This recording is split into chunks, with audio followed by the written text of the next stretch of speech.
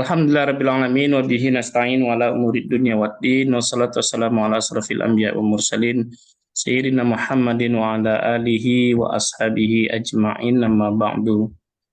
Eh, Bersyukur kita pada Allah pada sore hari ini kita berkumpul melalui Zoom dalam kegiatan yang kita boleh katakan menghidupkan kembali tradisi keilmuan daripada PSA Gando. Mulai hari ini dan insya Allah seterusnya dan selama Ramadan kita akan adakan kajian rutin membahas kitab Fathul Qarib karya Sarah bukan Sarah, tausih dari kitab Fathul Qarib yang ditulis oleh Syekh Al-Imam siapa?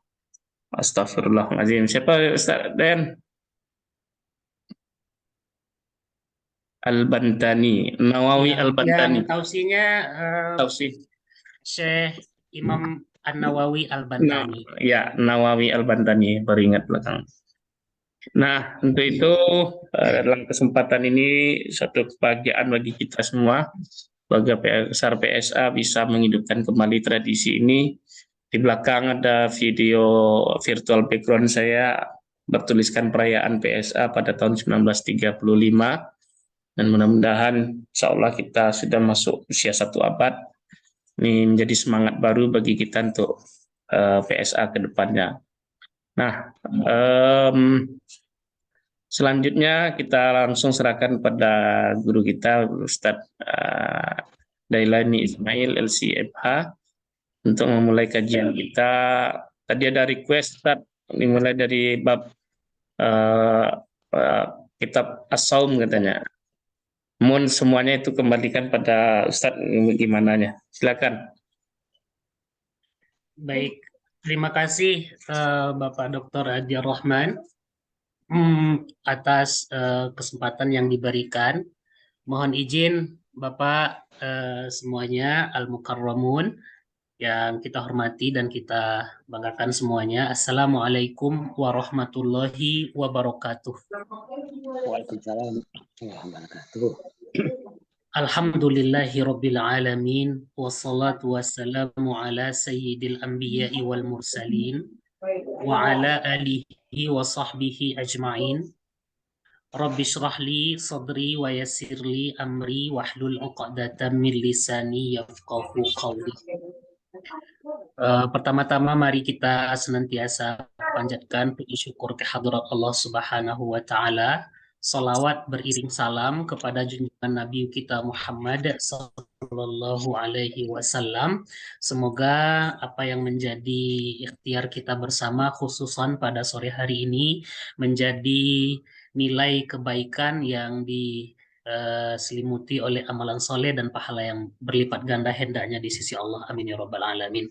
Baiklah para ikhwah al-mukarram, al-ustaz, bapak-bapak yang dirahmati Allah, sebagaimana yang sudah disampaikan oleh moderator kita tadi, bahwa kita akan mencoba mengulas tentang kajian menghidupkan kembali nuansa Gema PSA tentunya dalam membaca kitab klasik atau kitab gundul atau kitab kuning, yang pada tahapan ini kita akan mencoba membahas salah satu kitab yang paling basic di kalangan mazhab Syafi'i, yang memang rata-rata di pesantren-pesantren yang ada khususnya di Indonesia, juga di Malaysia, itu mengajarkan untuk materi fikih berangkat dari Matan Abu Suja.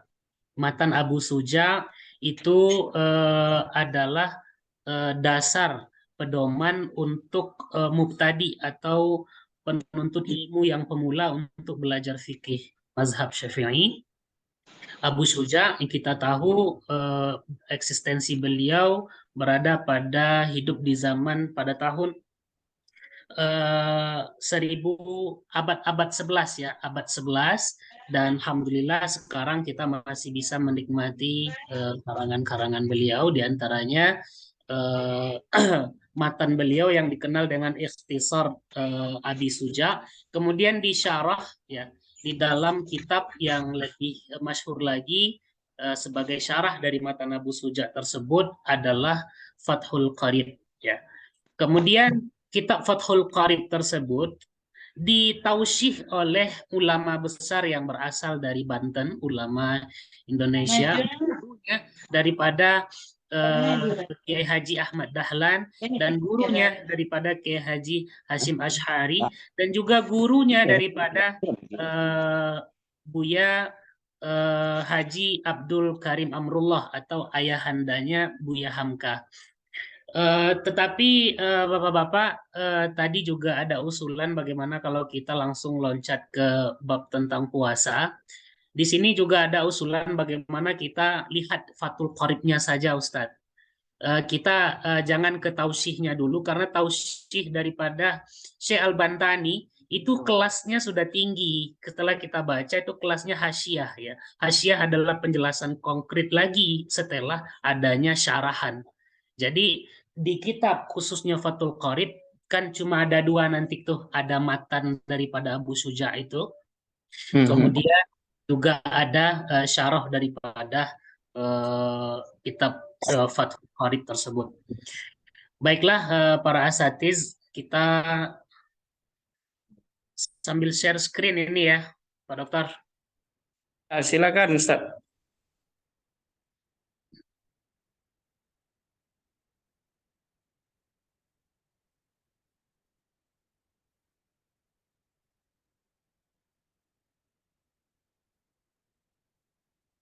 Sebentar, Ustaz.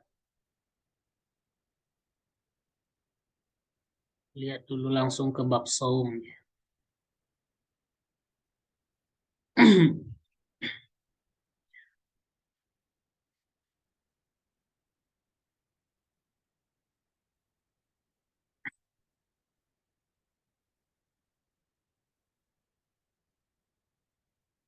Baik. Kayaknya sudah tampil di sini. Di bagian samping sebelah kiri ini adalah matan ya, ikhtisornya Abu Suja.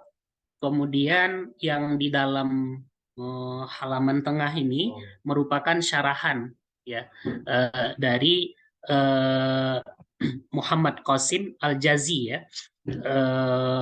Beliaulah yang mengarang, dan seterusnya kita coba Rahmanir-Rahim.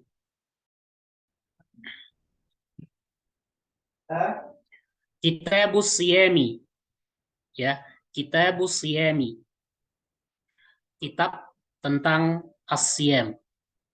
Wa syaraitu wujubis siyami thalathatu asya'a, al-islamu wal bulughu wal aqlu wal qudratu 'ala as-shaumi. Titik sampai di situ. Kita coba artikan dulu. Kitab as-siyam terbentuk dari idofah ya. Kitabu adalah mudhaf dan as-siyaminya mudhafun ilaih. Dalam i'rab juga bisa kita mengatakan kitabu itu fungsinya sebagai mubtada, afwan sebagai khabar, mubtadanya adalah dimahzuf, yakninya isim isyarah haza, yang berarti ini adalah kitab tentang puasa. Wa syaraitu wujubis syiyam, dan adapun atau bermula daripada syarat-syarat wujub wajibnya as-siyam, puasa itu, salah satu asya, ada 3 bentuk. Jadi syarat wajib puasa di dalam matan ini ada 3. Yang pertama al-Islam tentunya, yang kedua al-bulughu atau baligh, dan yang ketiga al-aqlu, berakal, dan yang keempat adalah al-qudratu ala saumi, sanggup atas dia untuk berpuasa. Nah, pada kalimat pertama kita langsung tengok syarahannya di dalam Fathul Qorib ini. Kitabu bayani ahkamis siyam. Jadi penjelasannya ternyata Kitabus Siyam ini maksudnya adalah tentang hukum-hukum yang berkaitan dengan puasa. Wahua, ya, wahua wasaumu masdarani maknahuma lugotan al-imsaku. Titik. Nah, dan asyam itu secara bahasa tadi, kata daripada as-saum itu adalah masdarani. Jadi masdar, ya, dua bentuk masdar. Masdar itu bisa diartikan sebagai dalam ilmu shorof, ya, kata benda yang terambil dari kata kerja atau kata benda yang merupakan turunan dari kata kerja. Nah, contoh misalnya makan dalam bahasa Indonesia itu kan kata kerja. Ketika kita bendakan berubah menjadi makanan. Yang artinya siam itu adalah masdar dari kata soma, telah berpuasa. Makanya ada doa berbuka itu sumtu, itu bentuk kata kerjanya, kata bendanya adalah siam atau saum, ya. Bentuk tunggal dari masdar itu saum. Maknahuma, arti keduanya lugotan secara bahasa, ya, al-imsaku artinya adalah menahan, ya. Secara bahasa saum itu artinya al-imsak, ya, menahan. Wa syar'an, dan secara syariah atau istilah syar'i, imsakun an muftirin, ya, biniyatin makhsusatin jami'u naharin qabil lisaumi min muslimin aqilin tahirin min haudin wa nifasin. Titik. Jadi adapun puasa secara syariat adalah imsakun, menahan, an muftirin, dari segala bentuk yang membatalkan puasa, biniyatin, dengan niat, maksusatin, yang dikhususkan. Jadi ada niat khusus untuk berpuasa itu, ya. Jami'u naharin, ke semua waktu siang, qabil lisaum, ya, untuk berpuasa, min muslimin, dari orang-orang yang beragama Islam, aqilin, dia itu berakal, balik berakal, tahirin min haidin wa nifasin, kemudian dia suci daripada keadaan haid dan nifas. Jadi dalam pengertian secara istilah syara, di dalam syarahan Fathul Qarib ini, puasa artinya adalah menahan dari segala bentuk yang membatalkan puasa dengan menggunakan niat yang spesifik, yang khusus, selama siang hari, ya, dan itu diperuntukkan kepada orang berakal yang beragama Islam, kemudian dia suci daripada haid dan nifas. Baru dilanjutkan sesudah itu, wasyara itu wujubis siyami salasati asya. Adapun syarat-syarat wajibnya berpuasa itu ada 3 hal, ada 3 bentuk, ya. Nah, wa fi ba'dhin naskhi arba'atu asyain. Adapun pada sebahagian bentuk karangan, dibagilah syarat wajib puasa itu menjadi arba'ah, 4, ya, yakni Islam, al-islamu wal bulughu, balik, ya, wal aqlu wal qudratu ala saumi. Di sini ada 4, ya. Wahaza, dan inilah, ya, huwa saqit ala naskhatis salasa, dan ini adalah bentuk yang di dalam karangan yang menghukumi yang 4 itu, yang 3 tadi termasuk hukum yang 4 itu di dalamnya. Fala yajibu saumu ala al-muttasif bi iqdadi dzalik. Maka kebalikannya, tidak wajib, ya, berpuasa bagi orang yang dibalik ke-4 syarat yang tadi. Artinya orang di luar Islam tidak diwajibkan berpuasa, orang yang masih anak-anak, dia belum balik, tidak diwajibkan berpuasa, orang gila atau orang yang tidak sanggup puasa seperti orang yang sudah uzur secara usia, tidak diwajibkan lagi baginya berpuasa. Kemudian kita kembalikan ke matan untuk kalimat keduanya. Wa faraidus saumi, ya. Wa faraidus saumi arba'atu asya. Dan adapun fardu daripada puasa itu ada 4. An-niyyatu, yang pertama adalah niat, wal imsaku, yang kedua menahan, anil akli wasyarabi, dari makanan dan minuman, wal jima'u wa ta'ammudul qai'i. Ya, yang pertama tadi adalah niat, kemudian yang kedua menahan dari segala sesuatu bentuk makanan dan minuman, dan juga berjima, berhubungan badan suami istri, dan juga muntah dengan sengaja. Jadi ada menahan itu daripada 4 hal ya. Yang pertama makan, yang kedua minum, yang ketiga jima, kemudian yang terakhir adalah muntah dengan sengaja. Kita lihat syarahan Fathul Qaribnya. Wa faraidus saumi arba'atu asyain. Dan fardunya puasa itu ada 4 hal. Ini bisa dikatakan faraid itu rukun ya. Ahaduha, salah satu yang pertamanya adalah an-niyatu, yaitu niat. Dijelaskan niat itu di sini adalah bil qalbi, dengan dengan hati. Niat itu dengan hati. Fa in kana saumu ya fardhan, jikalaulah sekiranya puasa itu diwajibkan, ka Ramadhana, seperti bulan Ramadan, au nazar, puasa nazar, fala budda min iqa'in niyyati lailan. Nah, ini penting. Jadi haruslah atau hendaklah memposisikan, meletakkan niat tersebut pada malam hari. Jadi dijelaskan di sini bahwa posisi niat khususnya untuk puasa wajib, untuk puasa seperti puasa bulan Ramadan atau puasa nazar, maka hendaklah atau dianjurkan untuk melaksanakan niat tersebut pada malam hari. Fala budda min iqa'in niyyati lailan. Wa yajibu ta'yinu, dan diwajibkan pula mentakyin niat tersebut. Apa maknanya?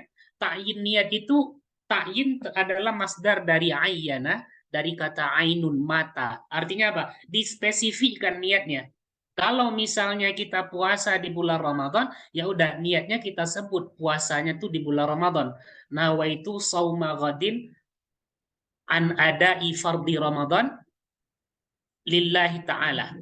Jadi ada kata-kata spesifik atau istilahnya itu ta'yin, harus ditakyin. Jadi kalau kita puasa di bulan Ramadan, kita hanya berniat, sengaja aku menunaikan fardu puasa karena Allah, itu belum ada ta'yin namanya. Karena puasa itu bisa jadi puasa nazar, bisa jadi puasa Ramadan seperti itu.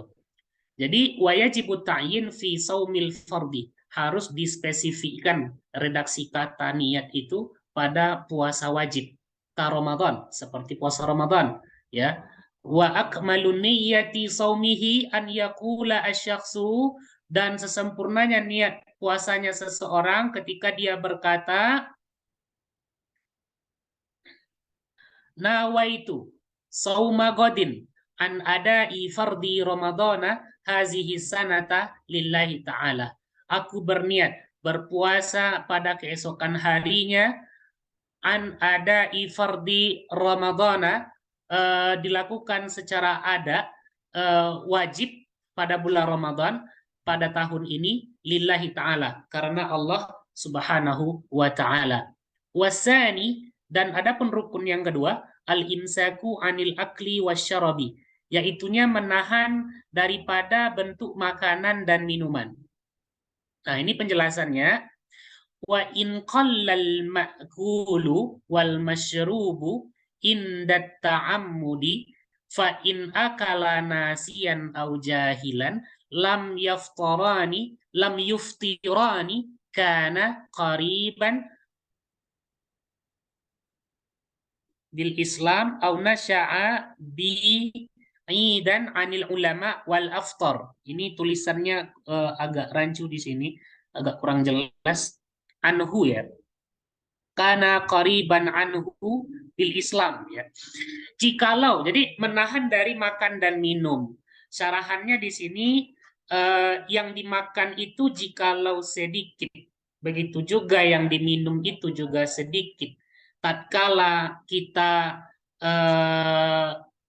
sengaja, maka dia membatalkan puasa. Jadi kita menahan makanan dan minuman itu meskipun sedikit yang kita makan asalkan yang sedikit itu sengaja sehingga dia tidak batal puasanya. Tetapi di sini ada pengecualian ya, ma'fu anhu di sini. Fa in akala nasiyan au jahilan.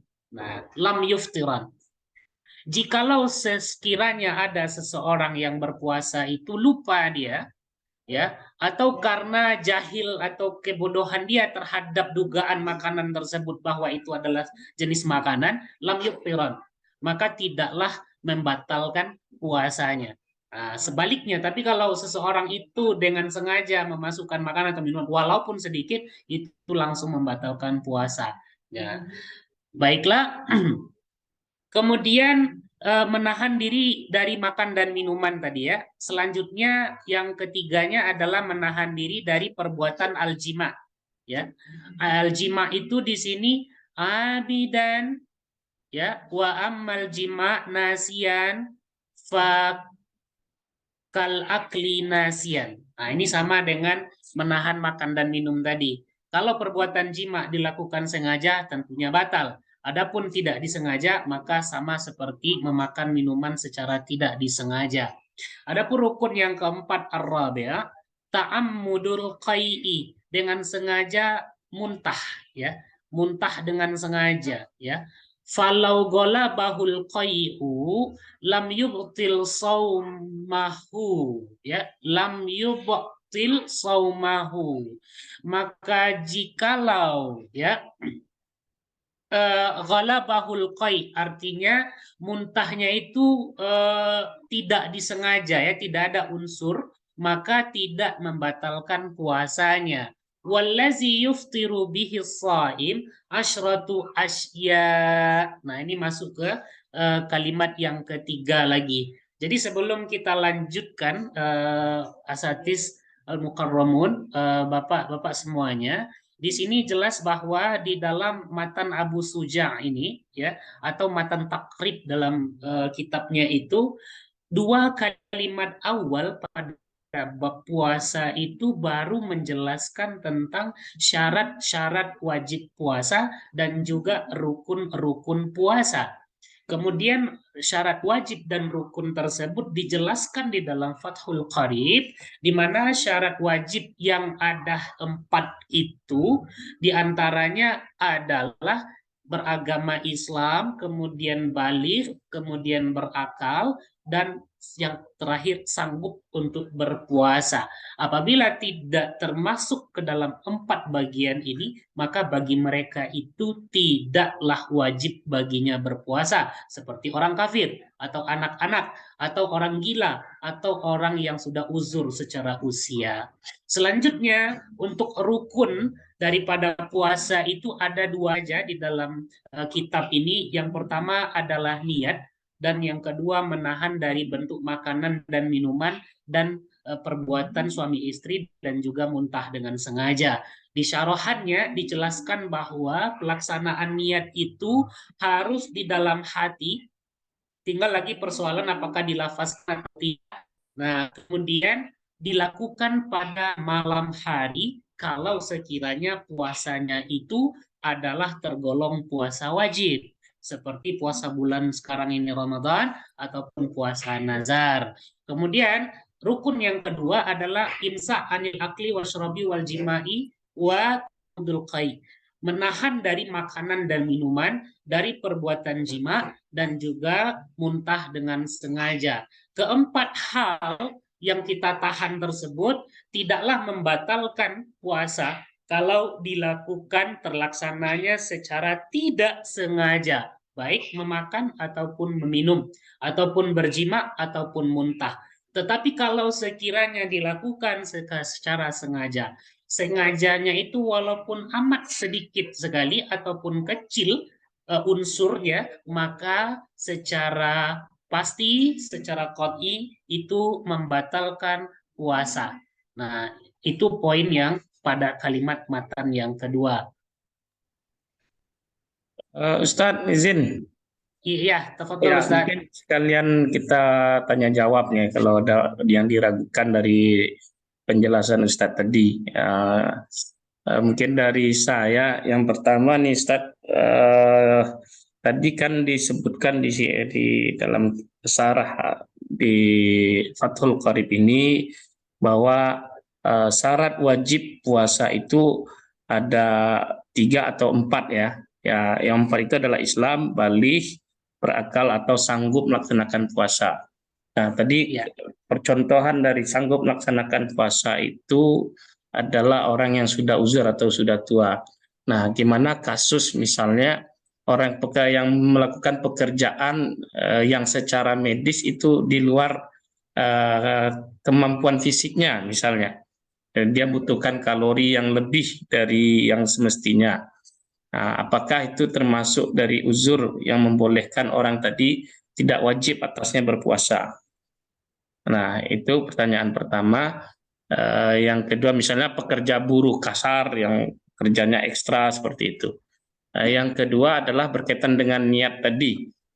Kita tahu kalau di dalam kita bahas bab tentang kaidah fikih ya, al-umuru bimaqasidiha, pembahasan tentang di dalam ini tentang niat itu fi mahallin niyah itu ada di hati gitu loh. Nah, nanti gimana penjelasnya? Apa perlu kalau tadi kan wajib dijaharkan, dilafazkan atau seperti apa? Atau apakah cukup niat tadi diucapkan pada awal Ramadan seperti itu? Bahwa saya akan berpuasa pada nama itu sama Sana ya. hazihi sanah seperti itu. Mungkin itu dua pertanyaan dari saya, Ustaz. Terima kasih atas penjelasannya. Baik, syukron. Terima kasih pertanyaannya, Ustadz. Di sini dalam rangka ta'lim wa ta'allum ya, belajar dan kita sama-sama saling belajar juga. Mukarram Ustaz. Terima kasih pertanyaannya. Memang betul bahwa di dalam syarah Fathul Qorib tadi disampaikan bahwa di antara syarat wajib puasa itu sebagai syarah dari matan takrib tadi adalah kudratu ala shaum ya. Sanggup dia untuk melakukan puasa tersebut. Nah, ini syarahannya. Dan mauquf di situ tidak dijelaskan. Nah, barangkali ini di hasyah tentu akan dijelaskan nantinya batasan kesanggupan seseorang untuk menunaikan ibadah puasa tersebut. Tetapi memang yang disepakati para ulama itu adalah apabila dia sudah masuk kepada usia yang sudah mulai uzur. Sebagaimana dalam Al-Quranul Karim, wa minhum ila arzalil umur, ketika usianya itu sudah termasuk uzur, maka tidak lagi difardukan bagi dia untuk berpuasa. Sehingga memunculkan persoalan dalam suatu kondisi sebagaimana ditanyakan oleh Al-Ustadz Ad-Duktur tadi, bahwa ada kondisi yang menyebabkan seorang muslim yang mukallaf itu tidak sanggup baginya untuk berpuasa. Nah, yang pertama yang kita tangkap tadi ada kondisi medis. Apakah ya tentu kalau kita lihat di situ ada suatu halangan berupa sakit, maka itu sudah terjawab secara qat'i di dalam surat Al-Baqarah 185 yang tentu itu menjadi kesepakatan semua daripada pakar ya. Tetapi poin kedua tadi yang coba kita tangkap Ustadz tentang mungkin alasan yang bersifat kemaslahatan dunia, Ustadz. Karena tadi itu mungkin ada contoh misalnya ada suatu mata pencaharian kita yang tidak lagi kita untuk tidak menunaikannya di bulan Ramadan. Contoh pekerjaan berat seperti memecah batu gitu mungkin contohnya Ustaz di bulan Ramadan. Memang lemah untuk memecah batu aja, kalau sedangkan ketika kita bugar ya fisik kita dalam artian nutrisi kita lengkap gitu ya. Belum tentu sekali dua kali tokok batu itu pecah, apalagi pas puasa.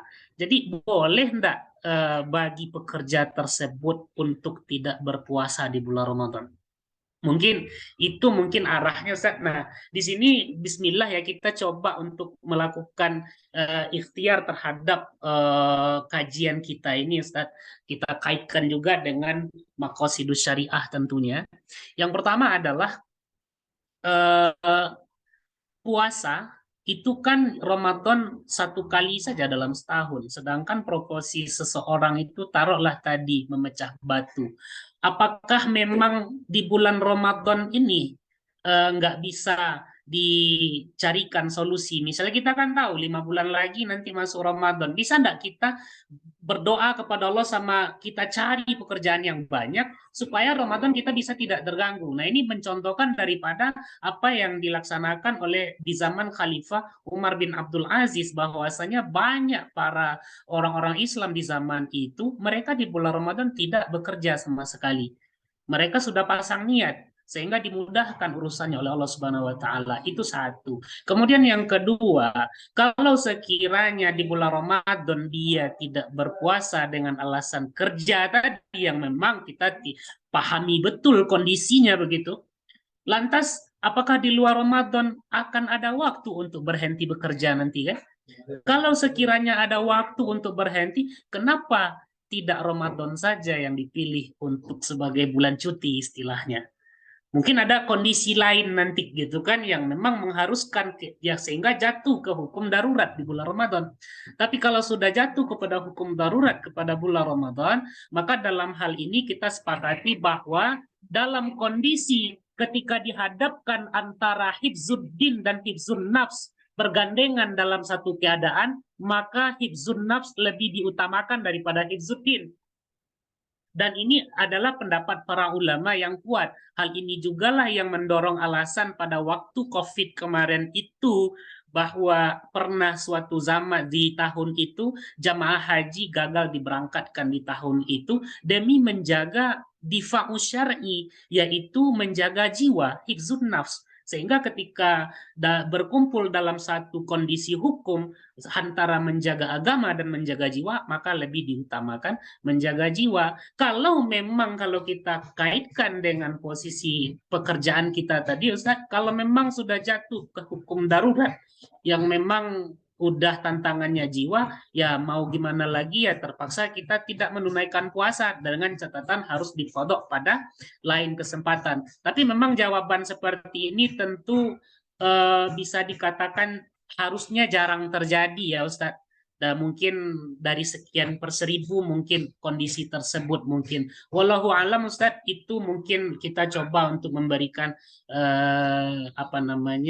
tanggapan kita, dan tentu di ranah fikih sangat luas sekali perbedaan pendapat dengan argumentasi, dengan pemahaman daripada dalil yang kita kaji melalui guru, sangat meniscayakan sekali terjadinya unsur perbedaan pendapat. Tentu tidak merubah suasana semangat kita untuk bertafakuh fiddin pastinya. Kemudian juga ada pertanyaan berikut atau bukan tanggapan selanjutnya Ustaz tentang perkara niat di dalam bulan puasa. Hal yang perlu kita sepakati barangkali bersama adalah yang mendasari perbedaan antara ibadah dan muamalah, artinya hablum minallah dan hablum minannas adalah kalau hablum minannas di antara rukun atau fardu suatu perbuatan itu nggak ada niat loh. Yang ada itu hanya palingan ijab dan kabul, itu yang sangat basic. Sedangkan yang hablum minallah, yang ibadah, yang menjadi rukun pertama selalu ada niat. Selalu ada niat. Maka dalam konteks kaidah fikih yang diutarakan oleh Ustadz tadi bahwa al-umuru bimaqasidiha, segala amar, segala urusan, segala sesuatu itu tergantung kepada tujuan, tergantung kepada niatnya. Dalam kaidah ini bisa kita kaitkan ke dalam ranah muamalah dan ke dalam ranah ibadah. Tetapi secara konkret di dalam ibadah, mau tak mau harus ada niat. Kalau tidak ada niat, maka tidak sah ibadah tersebut. Timbullah soal bagaimana aplikasi niat itu dilafazkan secara jaharkah atau boleh di dalam hati. Tadi sudah terjawab di dalam syarah Fathul Qarib bahwa mahallu an-niyyati fil qalbi, tempat daripada niat itu adalah di dalam hati. Kalau dia di dalam hati berarti bisa jadi dijaharkan dan bisa jadi tidak dijaharkan. Masalah jahar atau tidak menjahar ini persoalan perbedaan antara kalangan mazhab saja. Dan biasanya untuk hal ini yang berbeda adalah yang menjaharkan itu adalah mazhab Asy-Syafi'i. Kemudian lebih lanjut terkait dengan penempatan niat itu juga disampaikan untuk puasa Ramadan dan nazar itu dilaksanakan di malam hari, tentunya malam hari dihitung yaitu ketika kita sudah selesai berbuka sebagaimana perubahan bulan pada kalender Hijriah, dan batas akhirnya itu adalah sepertiga malam terakhir. Di dalam kitab Imam Nawawi ya, An-Nawawi, karangan Nawawi, itu disampaikan kalau puasa sunnah bahkan sebelum zuhur kita waktu duha juga masih bisa untuk melafazkan niat, tapi dalam fardu nggak bisa sepertiga malam terakhir. Tetapi katanya yang lebih afdol itu niat puasa itu adalah ketika sepertiga malam terakhir. Walaupun memang sejatinya sesudah sholat isya juga disyariatkan seperti itu, Ustaz. Dan masalah berapa kalinya, ini memang perbedaan antara mazhab Maliki dan mazhab Syafi'i di dalam kitab di dalam kitab Al-Mu'tamad dan juga Fikih Manhaji karangan Dr. Muhammad Mustafa Zuhaili, dikatakan di situ bahwasanya untuk mazhab misal yang Syafi'iyah mewajibkan adanya pelafalan niat setiap hari. Makanya ada kata ghadin di situ. Nah, tetapi mazhab Maliki itu dikatakan kalau Maliki adalah satu kali saja di awal. Nah, kembali kepada kita terkait perbedaan mazhab, ada jalan yang solutif sekali, dijelaskan di dalam kitab Syarah Al-Hadramiyah, itu untuk kehati-hatian kita pakai keduanya. Jadi pas malam tarwih kita pertama kita pasang niat, besoknya kita tetap membiasakan membaca niat. Itulah kenapa banyak di pesantren-pesantren itu yang jebolan-jebolan pesantren itu ketika sudah tablik ke masyarakat, setiap selesai sholat isya berjamaah, mereka tuh membaca niat puasa besok harinya tuh secara bersama-sama untuk membiasakan. Barangkali itu tanggapan kita, Ustadz Adi. Barakallahu fikum. Wallahu ta'ala a'lam. Jazakallah Ustaz Dayan atas penjelasannya sangat luar biasa sekali. Sebelum kita lanjut, Bapak Ibu yang hadir silakan kalau ada pertanyaan. Ada dua soalan tadi. Yang pertama syarat siam, yang kedua rukun dari berpuasa.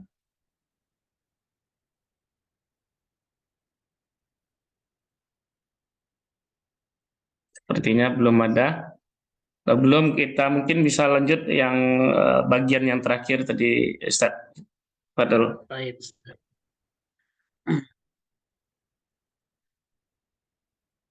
Bismillah.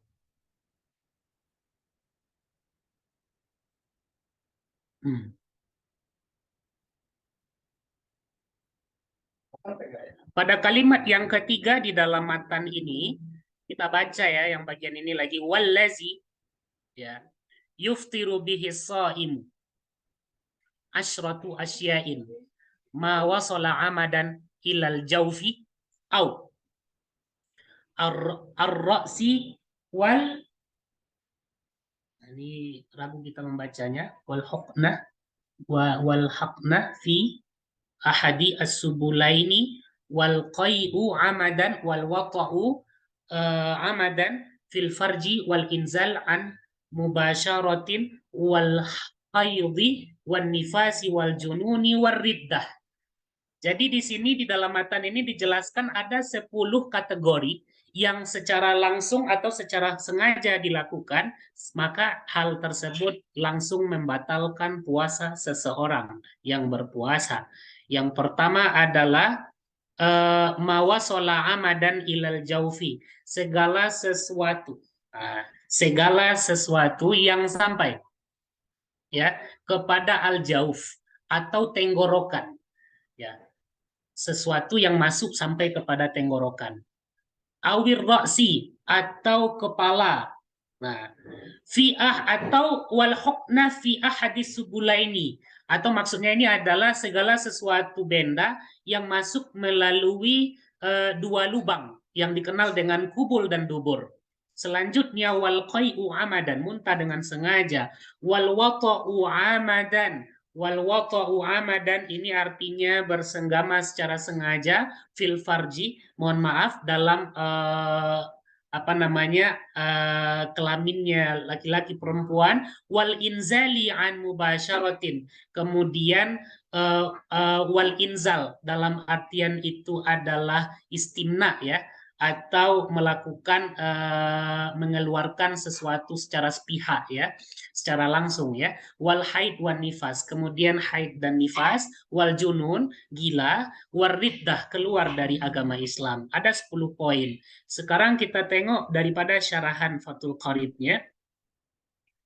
Walladhi yuftiru bihi as-saimu asyratu asya'a ya. Kenapa asya'a? Karena dia isim mamnu minas saraf atau IGM, isim ghairu munsharif. Ketika mesti kasrotain, maka dia berubah menjadi fathah ya.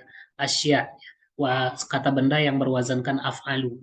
Ahaduha wasaniyahuma, satu dan nomor dua, mawa shola amadan ilal junun al munfatah ya, au ghairul munfatah kal wusul min ma'mumatin ilar ra'si.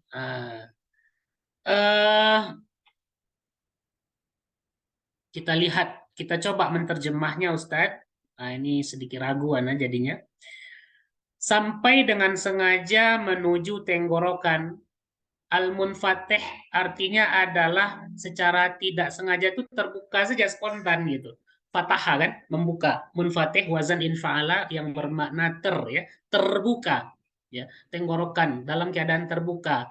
Apakah mungkin kami membayangkannya memasukkan misalnya jari tangan kita sampai ke tenggorokan dengan sengaja, tentu posisinya itu terbuka, atau gairul munfatih, atau memang tidak terbuka sama sekali, kal wusul, seperti sampainya min makmumatin ilar ra'si. Nah, ini arti makmumah.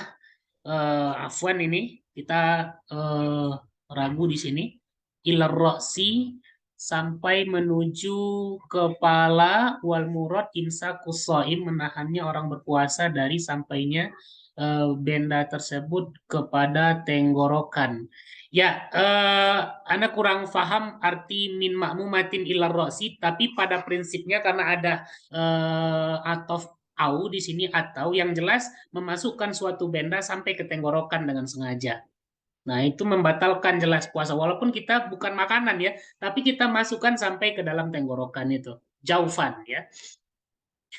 Yang ketiga, al-hukna fi ahadis subulain, berarti menusukkan atau memasukkan sesuatu melalui dua jalur, kubul dan dubur ya, sabilain, sabilain ya. Wahia dawaun yuqinu bihil marid, semacam obat ya, untuk dimasukkan ke dalam dua lubang, salah satu dua lubang itu bagi orang sakit, fi kubulin audubir, misalnya di kubul atau duburnya itu ada merasakan suatu sakit, al-mu'abbar anuhuma fil matni bisubulain, bisabilain, sehingga memasukkan sesuatu karena ada materi yang dimasukkan ke dalam dua lubang tersebut ya. Nah, itu juga membatalkan puasa. Warabi, yang keempat, al-qay'u amadan, muntah dengan sengaja. Fa illam ya'tamid lam yubtil saumah. Kalau tidak sengaja ya tidak membatalkan puasanya. Kama sabab, sebagaimana sudah dibahas pada bab rukun sebelumnya. Kemudian wal khamis, yang kelima, al wata'u amadan fil farji. Ini melakukan senggama dengan sengaja ya. Fala yuftiru shaimu bil jima'i nasiyan kama sabab, kecuali tidak sengaja. Nah, belum terfikirkan secara gimana tidak sengaja gitu ya. Nah, di sini mungkin nanti ada pembahasan tentang apa beda jima dengan waqo'.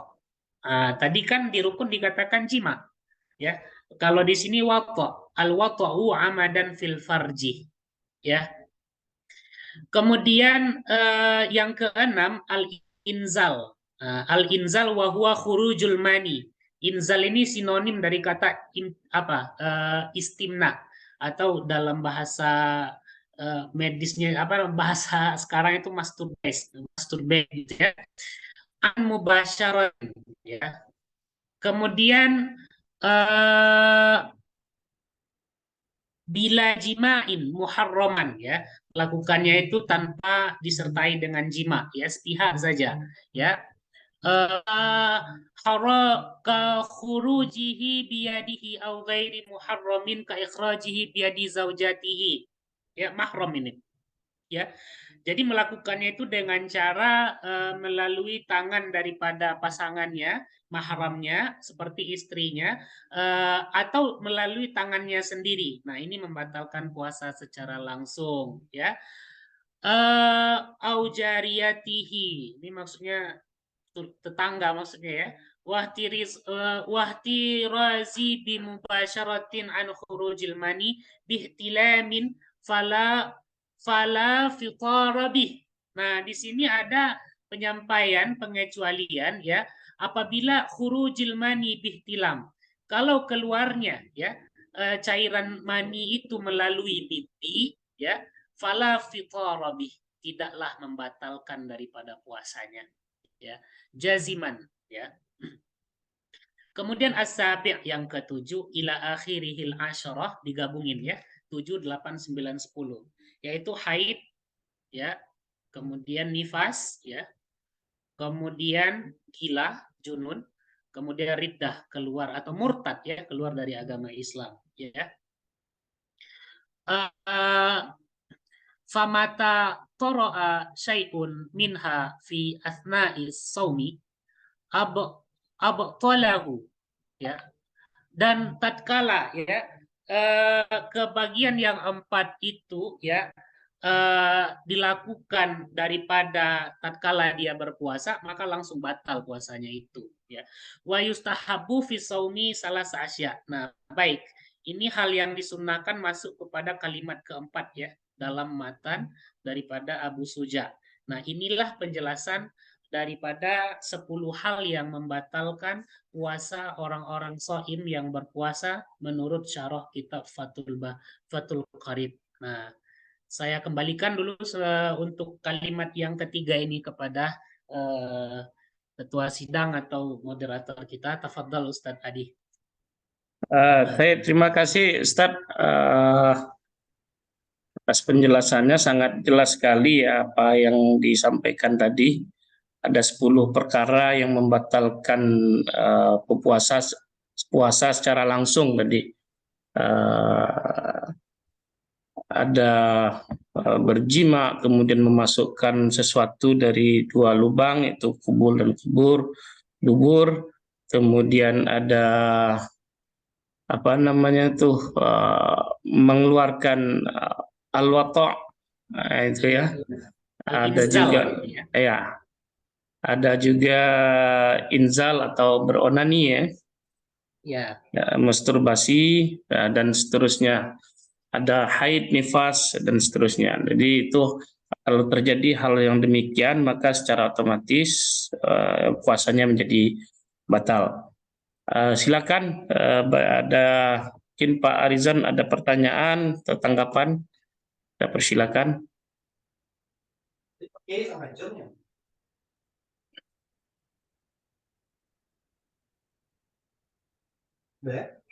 Unmute dulu Pak Arizan.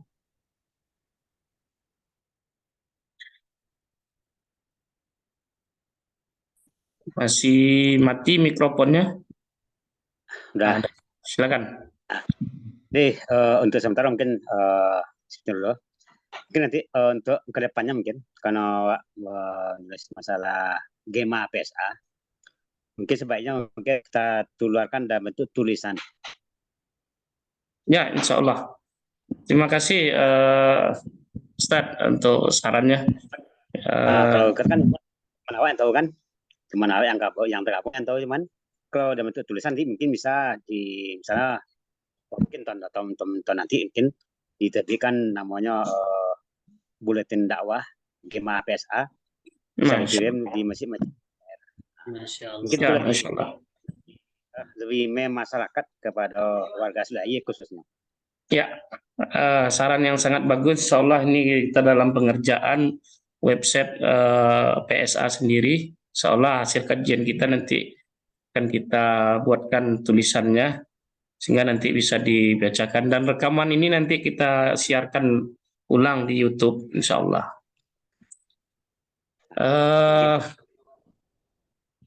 Silakan Bapak Ibu yang lain, ada alumni kita, ada Ilham, ada Pak Ridwan juga. Tuh, Dato Mala sedang boto.